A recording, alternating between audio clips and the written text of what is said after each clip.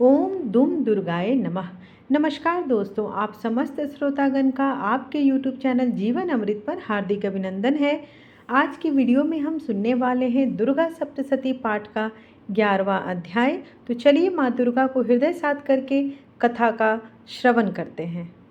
दुर्गा सप्तशती पाठ 11वां अध्याय। ऋषि ने कहा, देवी के द्वारा शुंभ का वध होने पर इंद्रादि देवता अग्निदेव को आगे करके कात्यायनी देवी की स्तुति करने लगे। उस समय उन देवगणों की मनोवांछा पूर्ण होने से उनके मुख की कांति चमक रही थी और प्रकाश से संपूर्ण दिशाएं आलोकित हो रही थी। देवताओं ने कहा, शरणापन्न की पीड़ा निवारक देवी, हमारे ऊपर प्रसन्न हो जाइए। संपूर्ण जगत की जननी, प्रसन्न हो जाओ। हे विश्वेश्वरी, विश्व का त्राण करो। हे देवी, तुम ही चराचर विश्व की अधिष्ठात्री हो। तुम ही इस जगत की एकमात्र आधारभूता हो, क्योंकि पृथ्वी के रूप में तुम्हारी ही अवस्थिति है। हे देवी, तुम्हारा पौरुष अलंघनीय है। तुम ही जल के रूप में स्थित हो।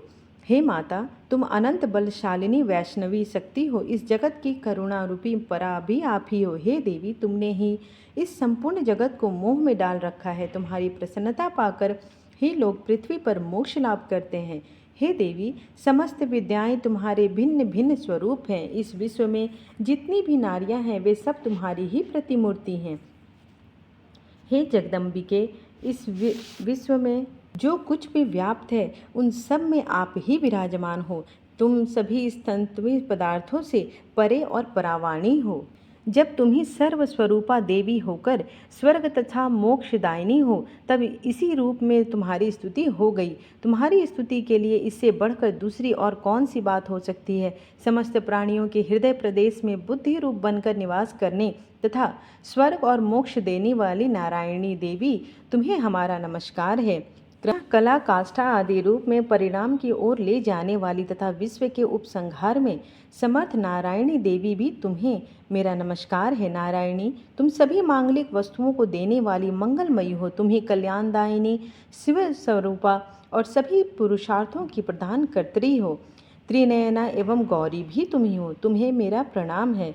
तुम सृजन, पालन और संहार की शक्तिभूता सनातनी देवी, तुम्हें मेरा प्रणाम है। गुणाधार तथा सर्वगुण संपन्न भी तुम ही हो। हे नारायणी, तुम्हें प्रणाम है।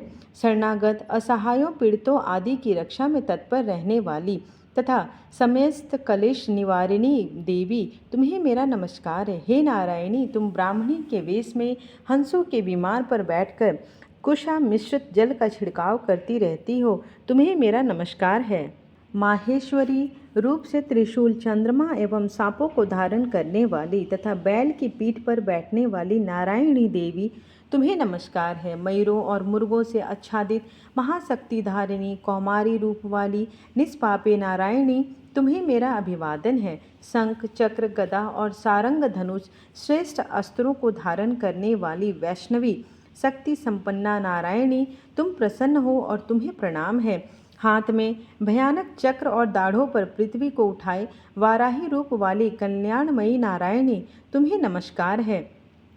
दैत्यों के वध के लिए भयंकर नृसिंह रूप से उद्योग करने वाली तथा त्रैलोक्य की रक्षा में तदंतर रहने वाली नारायणी, तुम्हें नमस्कार है। मस्तक पर किरीट और हाथ में महावज्र धारण करने वाली, सहस्त्रों नेत्रों से युक्त होकर उद्दीप्त प्रतीत होने वाली, वृतासुर का वध करने वाली इंद्राशक्ति स्वरूपिणी नारायणी देवी, तुम्हें मेरा प्रणाम है।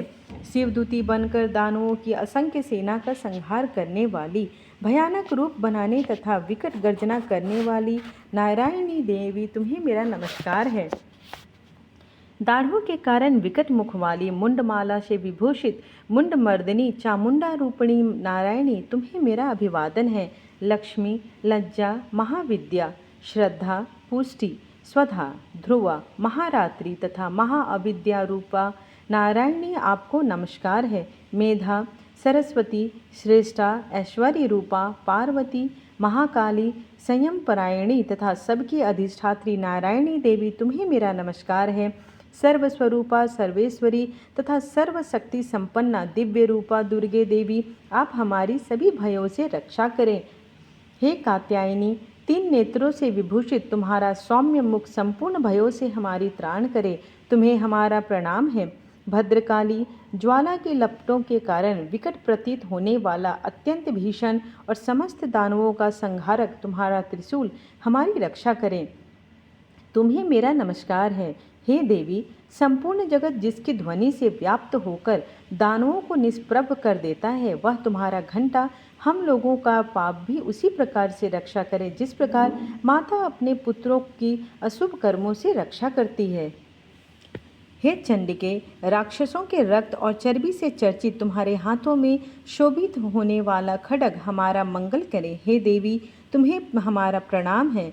हे देवी, तुम्हारी प्रसन्नता से समस्त रोगों का शमन होता है। क्रुद्ध होकर मनोविलासित इच्छाओं का नाश हो जाता है। जो लोग तुम्हारे शरणापन्न हो गए हैं, उन पर विपत्ति की कभी छाया भी नहीं पड़ती। तुम्हारे शरणागत लोग अन्यों के शरणागत बन गए हैं। हे देवी अंबिके, तुमने इस विधर्मी महादानवों का संहार अपने स्वरूप को विभिन्न भागों से विभाजित करके किया है। तुम्हारे सिवा अन्य कोई इसे नहीं कर सकता है। विद्याओं में ज्ञान को उद्भाषित करने वाली देवी, तुम्हें नमस्कार है। तुम्हारे सिवा दूसरी ऐसी कोई शक्ति नहीं है जो इस जगत को अज्ञान रूपी अंधकार से आच्छादित ममता रूपी गर्त से सदैव भटकती रहती है। विश्वेश्वरी, तुम विश्व की पालन कर्त्री, विश्व स्वरूपा और संपूर्ण विश्व की धरायत्री हो। तुम भगवान विश्वेश्वर के लिए भी वंदनीय हो। जो लोग भक्ति भाव से तुम्हारे सामने मस्तक टेकते हैं, वे निखिल विश्व के आश्रयदाता बन जाते हैं। हे देवी, प्रसन्न हो। असुरों का वध करके तुमने जिस प्रकार शीघ्र ही हमारा उद्धार किया है, उसी प्रकार सदैव हमें शत्रु भय से मुक्त कराओ। समस्त जगत का पाप ताप नष्ट करो। उत्पात एवं पापों के परिणाम स्वरूप उत्पन्न महामारी और उपद्रवों को शीघ्र ही निवारण करें।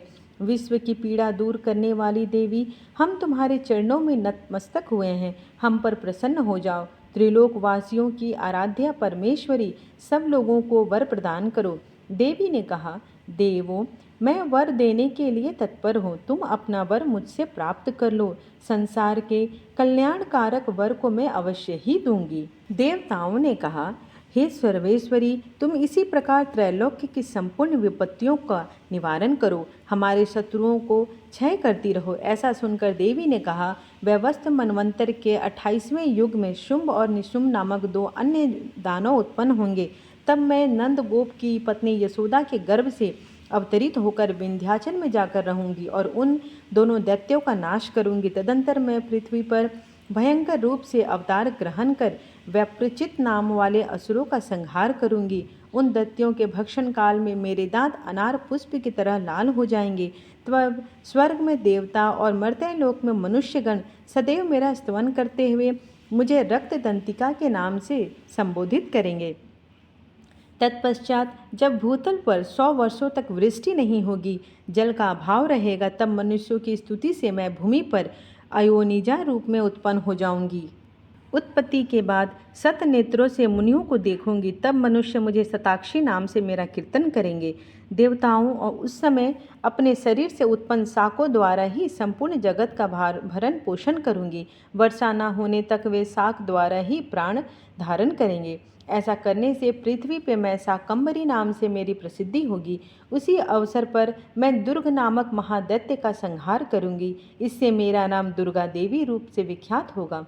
फिर जब मैं भीमा रूप लेकर मुनियों की रक्षा के लिए हिमालयवासी दानवों को भक्षण करूंगी, उस समय मुनिजन भक्ति पूर्वक मस्तक झुकाकर मेरी स्तुति करेंगे। उस समय मेरा नाम भीमा देवी के रूप से प्रसिद्ध होगा। अब अरुण नामक दानव त्रैलोक्य में उपद्रव करेगा। तब मैं तीनों लोकों के हितार्थ अगणित भावरों का रूप धारण कर उसका संहार करूंगी। उस समय सब लोग मुझे भ्रामरी के नाम से जानेंगे। इसी प्रकार मैं दानवी उत्पात होने पर अवतार लेकर शत्रुओं का वध करूंगी। इस प्रकार मार्कंडेय पुराण दुर्गा सप्तशती के अंतर्गत 11वां अध्याय संपूर्ण हुआ।